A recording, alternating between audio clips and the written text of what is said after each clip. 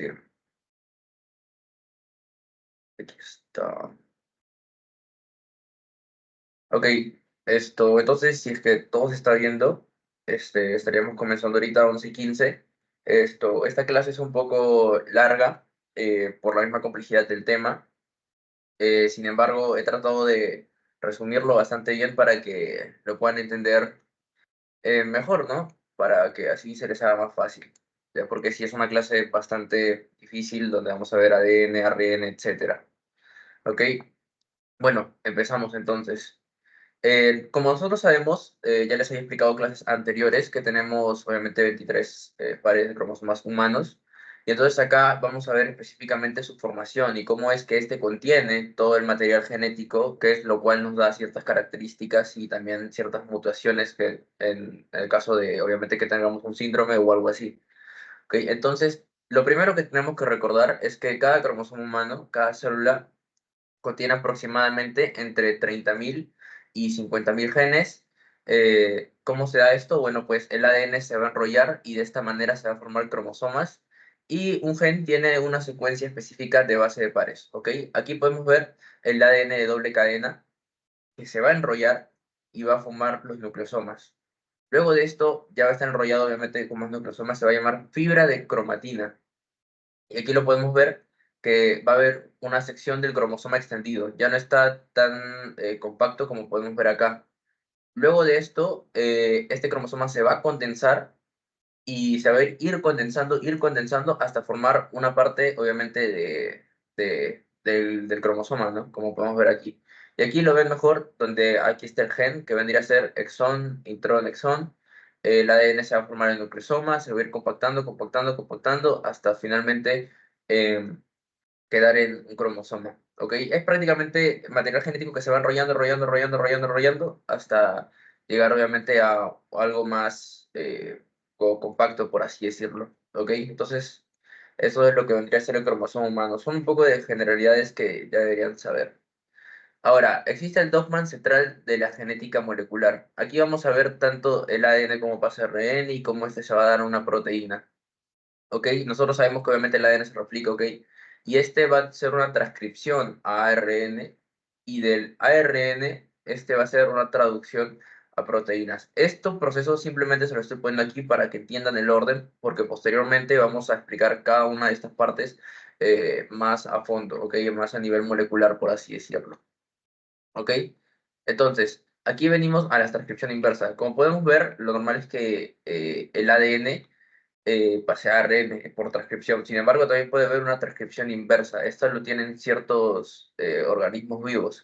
¿Ok? Es un proceso de biología molecular, lo cual, ¿qué va a implicar? Va a implicar que se genere una cadena ADN a partir de una cadena ARN. Es literalmente lo contrario a lo que les había explicado. ¿Ok? Por esa misma razón se llama transcripción inversa. Ahora, tenemos que saber un poco de teoría. Watson y Crick, ¿cuál es su teoría? Bueno, ellos descubrieron que la forma del ADN al interior era una célula y esta célula tenía como una escalera de caracol. Como podemos ver, el ADN va así como medio enrollado y va subiendo y subiendo y subiendo y bajando de la misma vez. Entonces, esto quiere decir que tiene una doble cadena. ¿Y esto qué le permitía? Esto le permitía replicarse y traspasar información de una generación a otra. Y a raíz de esto se dieron las reglas de Chargaff. ¿Qué significa esto? Bueno, que las bases de las purinas, adenina y guanina, va a ser igual a las bases de las pirimidinas, que vendrían a ser timina y citosina. ¿Ok? Y la cantidad de adenina también va a ser igual a la cantidad de timina y lo mismo con guanina y citosina. ¿Ok? Entonces, tanto purinas como pirimidinas van a estar en misma proporción dentro del ADN. Esto es lo que son las reglas de Chargaff. ¿Ok? Esto sí, bueno, lo pueden tomar porque es como algo general que todos debemos saber, ¿no? Y esto posteriormente lo van a ver en bioquímica también cuando les pregunten sobre nucleótidos, etcétera, ¿ok? Así que es algo que sí debemos tener en cuenta, ¿ok? Ahora sí, venimos a la parte importante, que vendría a ser la replicación del ADN. Aquí podemos ver, ustedes ven una imagen y seguro no están entendiendo qué está pasando, pero bueno, yo se lo voy a explicar. Durante la replicación del ADN, ¿qué se va a dar? Se va a dar una copia de las dos cadenas que conforman la doble hélice, obviamente. Y como nosotros sabemos, la única diferencia entre ambas cadenas y ambas cadenas es que son inversas, es decir, una se encuentra en dirección de 5 a 3 prima y la otra se encuentra en una dirección contraria, de 3 a 5 prima. Y entonces, ¿qué va a pasar esto? Bueno, pues que como cada cadena está orientada en sentido opuesto, la dirección natural de replicación vendría a ser de 5 a 3 prima. Y a eso, ¿cómo le vamos a llamar? Le vamos a llamar hebra conductora o hebra líder, como lo están poniendo acá. ¿Ok? Y finalmente la otra cadena que vendría a ser de 3 a 5 prima, esta obviamente no es la dirección normal en la que se debería hacer la replicación. Entonces a esto se le va a llamar hebra rezagada. Como nosotros sabemos, existe tanto ADN mensajero, etc, etc, etc. Ahora, aquí entra el ADN polimerasa.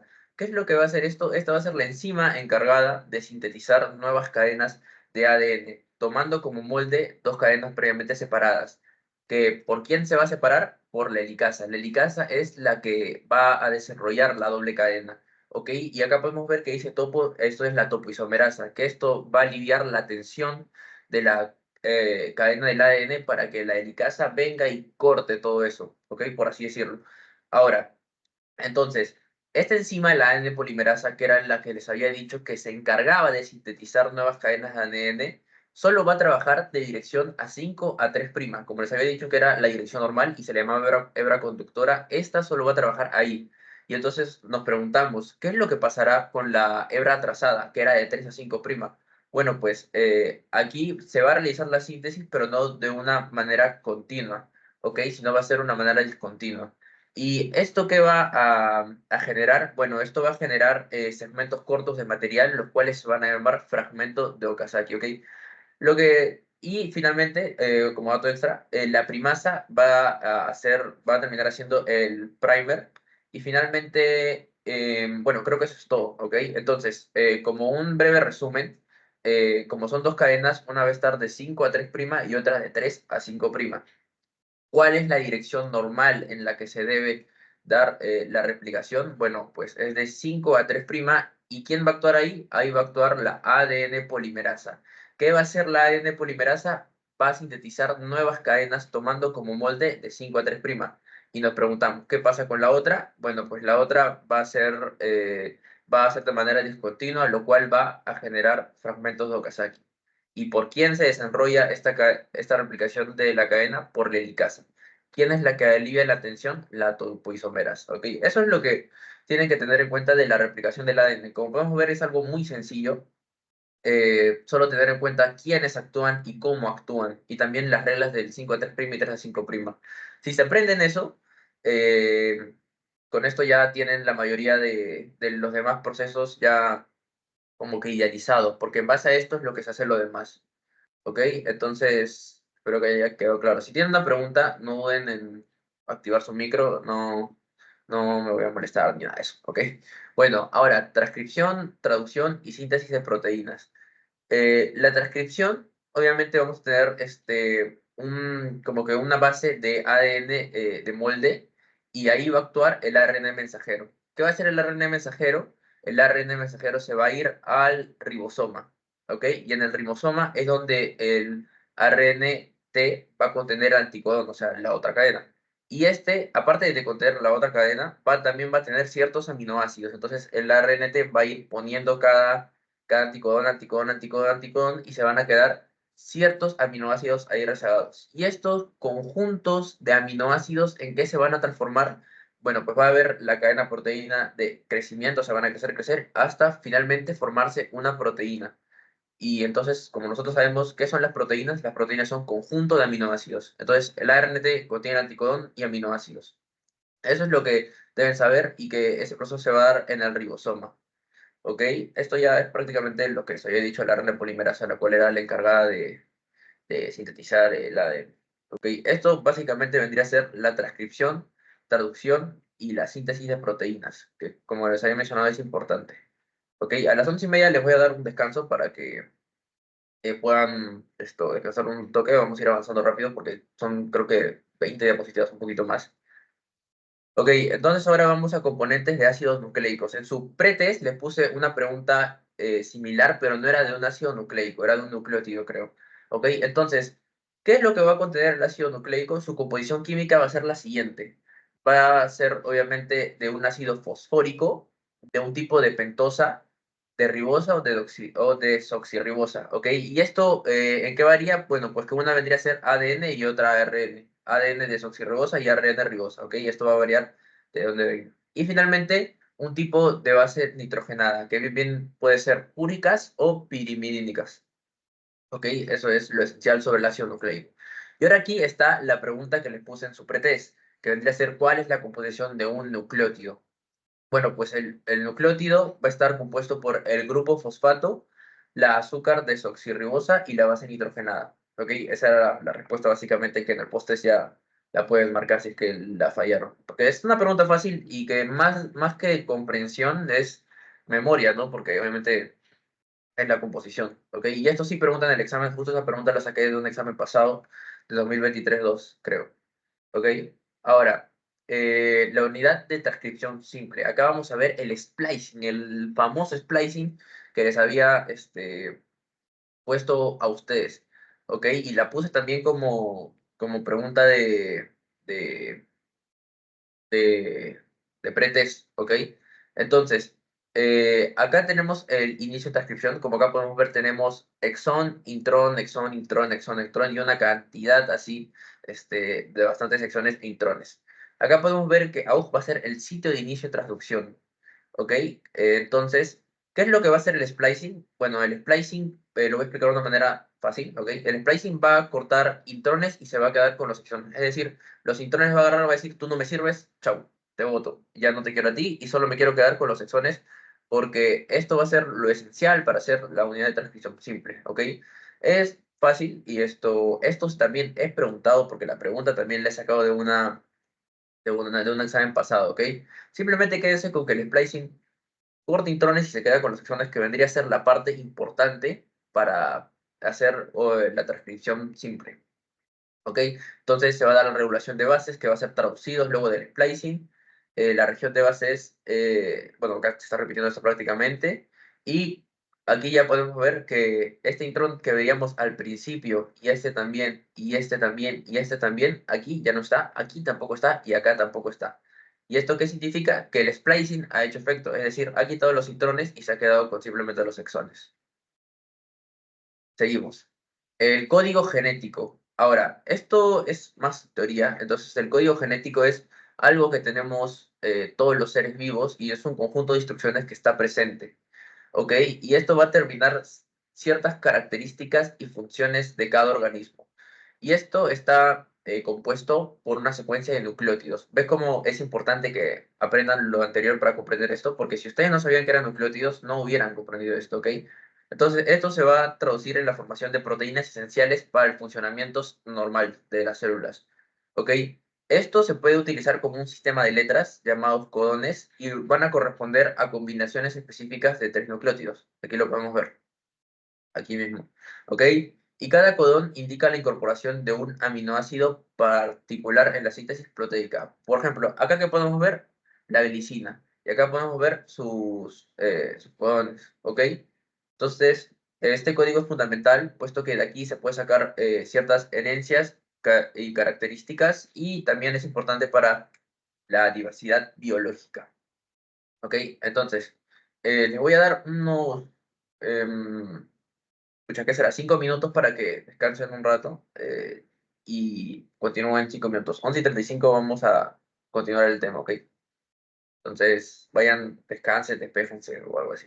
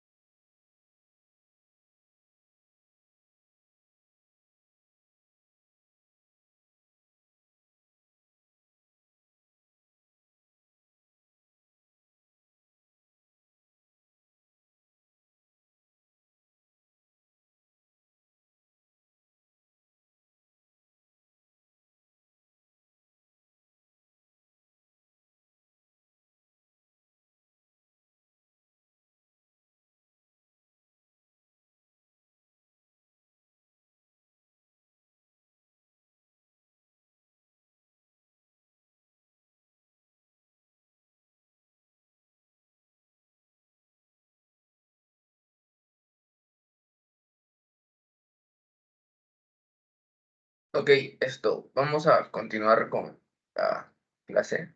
Esto, ya falta poquito, creo. Voy a intentar resumirlo bastante.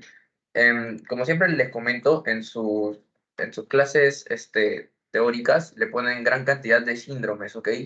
Y eso obviamente, si es que lo pongo en la ABP, va a demorar demasiado. Nos iríamos hasta las 2 horas, incluso 2 horas o 1 hora y media. Entonces, por eso, para abreviar tiempo, simplemente le pongo ciertos síndromes que son preguntados. Sin embargo, les recomiendo que estudien los demás síndromes porque a veces, pucha, el profesor puede sacar de síndromes que no ha usado nunca y capaz ahí les pueden agarrar en una pregunta de su parcial, ¿ok? Y mucho más ahora que va a ser eh, en hoja óptica. ¿Ok? Voy a ver si está grabando. Sí, está grabando, ok. Entonces, continuamos. Ahora, el modelo de Operón. ¿Qué es esto? Bueno, como nosotros queremos hacer la transcripción, el modelo Operón es lo que se usa. ¿Ok? ¿Y qué va a ser esto? Esto va a ser un grupo de genes estructurales, la cual su expresión va a estar regulada por ciertos elementos. Uno va a ser el promotor y como su mismo nombre lo dice, Operón, también es el operador. ¿Ok? Y también genes reguladores. Ok, acá vemos unos gráficos, aquí podemos ver exones y acá hay intrones. Lo amarillito vendría a ser intrones. Aquí podemos ver la R del regulador, del promotor y del operador y la RNA polimerasa que les había mencionado previamente que era un componente importante para este proceso del ADN, ¿ok? Ahora, en cada operón se va a diferenciar las clases de genes que ya había mencionado antes. Van a estar los genes estructurales, aquí lo podemos ver, los cuales van a codificar ciertas enzimas, la E1, E2, E3, etc., etc. ¿Ok? Ahora, el gen regulador, ¿qué va a hacer? Bueno, este va a codificar una proteína represora, la cual puede encontrarse de manera activa o inactiva. ¿Y qué va a hacer la proteína represora? Bueno, pues esta va a como poner un stop en lo que estamos haciendo, ¿ok? Ahora, aparte de estos genes, va a haber otras regiones. Aquí podemos ver esta región que le ponen P acá, que vendría a ser la región del promotor. ¿Y qué es lo que va a pasar acá? Aquí va a estar la unión, perdón, del promotor con la RNA polimerasa que les había mencionado, que era un componente importante. ¿Ok? Y un poquito más adelante tenemos la región del operador. Ahora, había mencionado que existía una proteína represora, la cual puede estar de forma activa o inactiva, ¿ok? Entonces, en este lugar del operador, esta zona, cuando se una a la proteína represora activa, va a bloquear el avance de la ARN polimerasa. Es decir, cuando el operador esté con la proteína represora activa, no va a haber esta transcripción, ¿ok? En cambio, si es que no está la proteína represora activa, es decir, va a estar inactiva, va a haber un avance de la red de polimerasa y va a seguir el funcionamiento normal. ¿Ok? Esto es lo que es el modelo Perón, que es bastante usado y bueno, es prácticamente lo que les he explicado. Que si se lo aprenden es muy sencillo, la verdad, simplemente apréndanse promotor, operador y los genes, que pucha es de estructurales y reguladores. Ahora, cierta importancia de los genes al momento de hablar de penetrancia y expresividad. En asesorías pasadas ya les había explicado qué era tanto como penetrancia como expresividad. ¿Ok? Ahora lo vamos a volver a tocar porque esto nos va a ayudar a comprender temas que van a estar más adelante, y no solo en esta sesión, sino en las demás. ¿Ok? ¿Qué es la penetrancia? Es la capacidad del gen para alcanzar una expresión. Cuando se tenga una penetrancia reducida, ciertos individuos van a expresar, obviamente van a tener el genotipo, porque eso no quiere decir que no lo tengan, lo tienen, sin embargo, no lo están expresando de una manera tan, por así decirlo, tan fuerte, ¿ok? No van a expresar este carácter. Por ejemplo, el retinoblastoma, una herencia autosómica dominante, que ya lo hemos visto, y, por ejemplo, no expresan el tumor ocular. Ahora, la penetrancia ya lo tenemos bien claro. Ahora vamos a ver qué es expresividad. Es la gama de fenotipos que proceden de un determinado genotipo. Esta expresividad puede ser variable, ¿ok? Entonces, ¿qué significa? Que van a tener fenotipos, son características físicas, ¿ok? Va a haber una cierta cantidad de características físicas que obviamente van a proceder de un síndrome, por ejemplo. Entonces, esta expresividad puede variar, es decir, tú puedes presentar por ejemplo, puedes presentar brazos largos y el cúbito metido, como otra persona que podría ser tu hermano no va a presentar lo mismo, sino va a presentar otro fenotipo que es característico del síndrome que tú tienes, pero no es el mismo. O sea, para explico mejor, acondroplasia, ¿ok? Tú puedes tener una acondroplasia severa, es decir, vas a ser más bajo en tamaño, sin embargo, tu hermano también tiene acondroplasia, pero no es tan bajo como tú, ¿ok? Eso vendría a ser la expresividad, que va a ser ciertas gamas de fenotipos que se pueden expresar en una persona sí y en la otra persona los mismos no, ¿ok? Acá nos dan ciertos ejemplos como la neurofibromatosis, la campodactilia y la fibrosis quística. Estos síndromes ya los hablamos en la clase pasada, por ejemplo, tocamos creo que la fibrosis quística y la neurofibromatosis. Sin embargo, les ponen más síndromes, que esos los recomiendo que se lo aprendan. Acá nos ponen la osteogénesis imperfecta, que vendría a ser una enfermedad a los huesos, por su mismo nombre lo dice, osteogénesis. Ok, entonces eso vendría a ser penetrancia y expresividad variable. Ok, ahora aquí viene, esto es preguntado. Esto sí es bien preguntado, que vendría a ser la pleitropia y la heterogeneidad genética. Ok, ¿qué es la pleitropia? La pleitropia es que un gen, es decir, la afectación de este gen, va a causar varios efectos en ti. Ok, acá mismo lo pone, efectos fenotípicos múltiples causados por un solo gen o un par de genes. Ok, este gen está afectado y va a causar diferentes mutaciones en ti. Por ejemplo, ¿qué vendría a ser uno de estos? El síndrome de Marfan. Esta va a ser una mutación de un solo gen que va a producir a la patología en ojos esqueleto y el sistema cardiovascular. Acá en el cromosoma C 15 y en el brazo largo, ¿ok? Entonces va a dar un gen. ¿Cuál va a ser el gen afectado? El codificador de la fibrina. ¿Y esto qué nos va a dar? Todo esto, ¿ok? Como podemos ver, solo se está afectando este gen y nos está dando varias mutaciones. Otro síndrome, ¿cuál puede ser? La fibrosis quística. Entonces, va a ser en el cromosoma 7 el brazo largo. ¿Y qué puede afectar? Puede afectar glándulas sudoríparas, pulmones y páncreas. Anemia de células falciformes que nos puede dar eritrocitos, hueso y vaso. Nos va a dar una afectación en tales partes de nuestro sistema, ¿ok? Entonces, un gen afectado nos puede dar varios efectos en nosotros. Caso contrario a lo que vendría a ser heterogeneidad genética, que aquí ¿qué va a hacer? Es que varios genes van a estar afectados y esto solo nos va a dar un solo efecto en nosotros, ¿ok? Algunos de estos síndromes puede ser la osteogénesis imperfecta. ¿Qué va a ser? La mutación de varios genes van a causar una estructura anormal en la triple hélice del procolágeno, ¿ok? Y esto va a ser codificado por dos genes, el cromosoma 17 y el otro cromosoma, el cual va a ser el 7. Como se puede ver, varios genes, un solo efecto, ¿ok? Otro ejemplo, el síndrome de Waardenburg. Nos va a dar una sordera profunda infantil con alteración pigmentaria causados por diferentes genes recesivos en diferentes locaciones. Acá nos dice padres recesivos tienen hijos de tres tipos, todos sordos, todos oyentes, otros sordos y otros oyentes. ¿Ok? Entonces, ¿qué es heterogeneidad genética? Varios genes van a estar afectados. ¿Y esto qué nos va a dar? Un solo efecto. ¿Ok?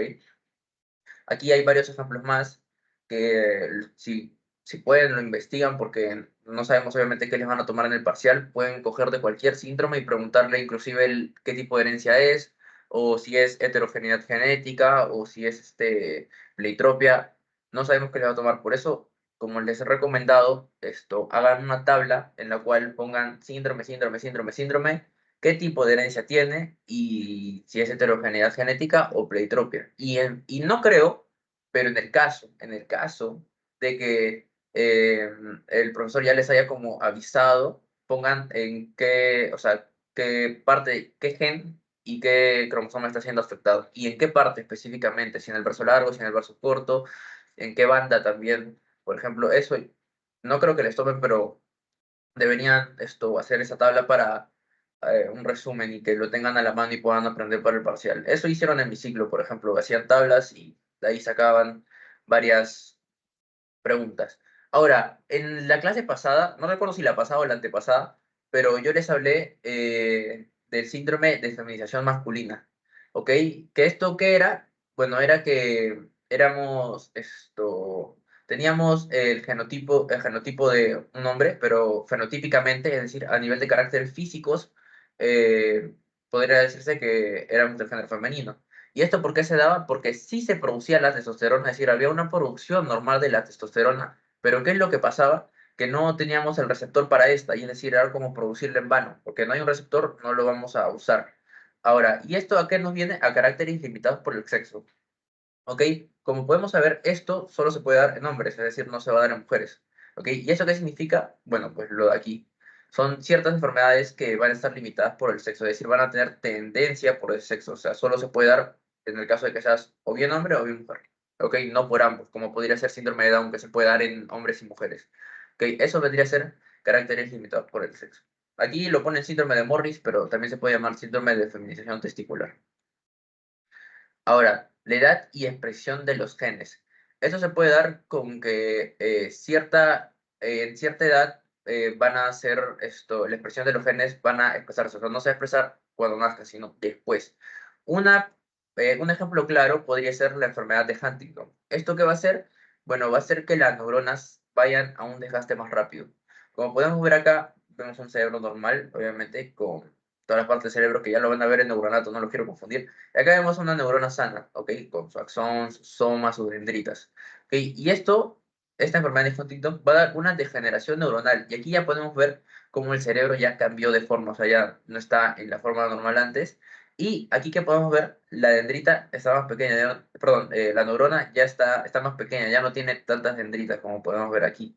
El soma lo veo bien, los nódulos de Rampier también bien. Pero las dendritas han bajado. ¿Y eso qué vendría a ser? La enfermedad de Huntington. Y esto se va a dar conforme va pasando la edad, ¿ok? Este es otro tipo bueno, de como clasificación de mutación, por así decirlo, o expresión de genes, ¿ok? Que se va a dar conforme va pasando la edad. Un ejemplo, Huntington. Simplemente apenas eso. Hay más ejemplos, obviamente, pero como ya les había mencionado, por ahorrar tiempo, simplemente pongo el más importante, por así decirlo, o el que más toman y de ahí ya ustedes ven su clase teórica y ahí consolidan lo demás. ¿Ok? Ahora, aquí vamos a ver métodos. Métodos, métodos. Aquí vemos el Sauer Blot. ¿Qué va a hacer esto? Este va a detectar una secuencia específica. Aquí vemos, acá lo voy a explicar con las imágenes, se va a usar un filtro de nitrocelulosa y acá va a estar el gel para la electroforesis. El electroforesis lo vamos a ver más adelante, ¿ok? Aquí está la electroforesis. Simplemente quédense con que se va a usar el gel de electroforesis, se va a hacer un papel secante y esto va a estar, se va a transferir al filtro. Acá lo podemos ver, estos fragmentos de ADN que teníamos aquí se van a transferir a este filtro y de este filtro se va a dar una hibridación con una sonda de ácido nucleico. Ya les había explicado en la clase pasada que eran sondas, eran cierto material genético modificado en laboratorio para detectar ciertas anomalías, ¿ok? Eso es lo que es sonda, ¿ok? Ahora, la sonda se va a hibridar con la secuencia de ADN, con la secuencia de ADN que ya habíamos sacado antes, ¿ok? Las secuencias complementarias a la secuencia del ADN. Lo que habíamos sacado aquí, gracias a este filtro, lo vamos a hibridar con las ondas que ya hemos preparado previamente. Y finalmente, este preparado que ya tenemos acá, tanto con la sonda como con el ADN, se va a exponer a rayos X y acá se va a ver el autorradiograma. Esto vendría a ser el Sauer plot, ¿ok? Ahora, vengamos a la electroforesis que lo habíamos visto aquí, ¿ok? ¿Esto qué va a hacer? Se va a separar el número de pares de bases. Como acá tenemos la muestra de ADN, esto lo vamos a mandar a un campo eléctrico. Aquí va a estar el gel, esto va a estar parado, va a ser un gel. Y ahora, este material de ADN se va a echar aquí obviamente, y aquí se va a dar la separación del ADN, y estos fragmentos que podemos ver aquí, que están separados ya, van a ir bajando. Es decir, los que están más abajo van a tener obviamente un menor número de pares de bases, y acá ya se puede ver las muestras de ADN y el ADN marcador. Y finalmente ya teniendo este preparado, tanto con ya visto los números de pares de bases y ya habiendo puesto la muestra de ADN que antes ya se había sacado, se va a hacer una transiluminación y una documentación por rayos UV, ¿ok? Y así es que se va a dar la electroforesis. Estos son dos métodos. ¿Esto sí es tomado? No, nunca lo he visto que lo han tomado, pero está en su clase virtual, por eso lo pongo, ¿ok? Ahora, reacción en cadena en polimerasa. que algunos lo llaman PCR. Esto no tiene que ver con las pruebas del COVID que antes hacían, ¿no? Esto no, o sea, se llama, o sea, las siglas son iguales, pero no es lo mismo, ¿ok? Sí, disculpa. Sí, que yo lo he visto, tengo unas fotos de cómo se hace. Básicamente se denatura a una temperatura específica incluso para poder amplificar los segmentos de ADN y poder ver los códigos específicos, básicamente para poder, por así decirlo, duplicarlo. Eso nomás, elongarlo. Sí, sí, exacto. Eso vendría a ser, bien, o sea, tú lo has explicado muy bien, es alargar el material del ADN. Acá lo podemos ver, la utilización y el alargamiento, ¿ok? Es básicamente eso, amplificar segmentos, como lo ha dicho su compañero, ¿ok? Ahora, ¿se deben aprender la temperatura a la que se debe hacer? Yo creo que, o sea, apréndanselo como dato extra, ¿ok? ¿Por qué? Porque yo no he visto que lo tomen, es más, no he visto que pongan las temperaturas en los PPTs que yo tengo pasados, ¿ok? Pero no, no, o sea, apréndanselo como un dato extra, ¿ok? Simplemente apréndanse para qué sirve, que eso sí es importante, para amplificar segmentos de ADN. Acá podemos ver el proceso, ¿ok? Su compañero lo ha mencionado muy bien. ¿Ok? Ahora, el ADN mensajero, vamos a hablar de tipos de ADN, ¿ok? ¿Qué va a hacer este? Este va a tener una doble hélice pequeña con 16.579 pares de bases, bastantes pares de bases. Este no va a tener una forma normal como los ADN, sino va a ser una forma circular y de los 37, y va a contener 37 genes para 22 ARN de transferencia, ¿ok? Sus codones de terminación no están codificados por el ADN mitocondrial y solo va a codificar algunas proteínas mitocondriales. Ahora, las enzimas, es decir, sus codones de terminación y inicio no son iguales, ¿ok? En resumen. Las enzimas implicadas en la replicación de y la transcripción y la traducción son codificadas por genes nucleares. Ahora, yo les había dicho previamente que había ciertas reglas de Chargaff, ¿ok? Que era misma cantidad de citosina, de guanina, de adenina, etc. ¿Ok? Ahora, aquí en este ADN mensajero va a ser diferente, ¿ok? Va a tener una distribución asimétrica de guanina y citosina. ¿Y esto que va a generar? Una cadena pesada rica en guanina y otra cadena ligera rica en citosina. ¿Ok? Entonces, distribución asimétrica del ADN mensajero. Ahora, el ADN recombinante. ¿Ok? Aquí, ¿qué es lo que va a dar? Bueno, pues acá se tiene el ADN, se va a usar una enzima. Esta enzima va a ser de restricción y va a ser sacada de ciertas bacterias. ¿Ok? ¿Y qué se va a usar? Se va a usar bordes pegajosos. Acá tenemos el vector. Mira, aquí están los bordes pegajosos. Como podemos ver, no tiene su, por así decirlo, su otra cadena. Aquí está, no tiene la cadena que vendría aquí. Y esto que se llama bordes pegajosos. Y esto va a facilitar esto que lo pongamos en el vector, ¿ok? Porque por la misma razón por la que no se está complementando con otra cadena.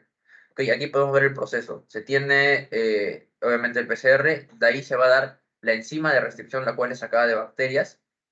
¿Y esto a qué se va a ligar? A un vector. Y en el vector, ya ligado, va a dar el ADN recombinante y finalmente se va a dar la transformación.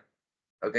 Eso es lo que vendría a ser ADN recombinante. Y terminamos, o sea, terminamos la clase de hoy. Como les comento, he tratado de resumirlo bastante, ¿ok? Porque esta clase es pesadita. Sin embargo, creo que les he mencionado lo más importante, pero como les comento, siempre ponen síndromes en su aula virtual y en sus materiales, ponen bastantes síndromes, y justo de eso es lo que vendrán fácil 5 o 7 preguntas del parcial, ¿ok?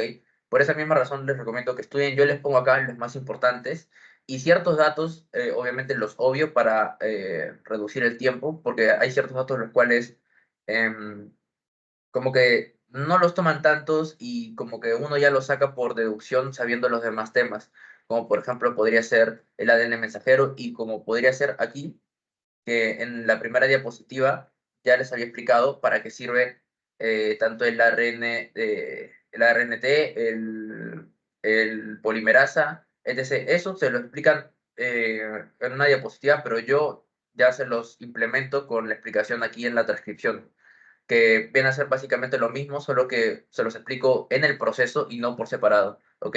Pero lo que importa es que se lo aprendan su función, que obviamente su función y dónde se va a dar en el proceso, ¿ok? Por eso es que lo resumo así, ¿ok?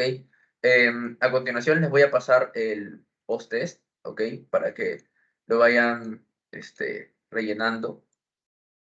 ¿Ok? Como les había dicho, me gusta explicar bastante las preguntas del pretest para que en el post-test obviamente lo hagan bien, ¿ok? Entonces, te lo voy pasando por el chat de Teams. Cualquier duda, no duden en escribirme, voy a estar respondiéndoles. Voy a parar la grabación.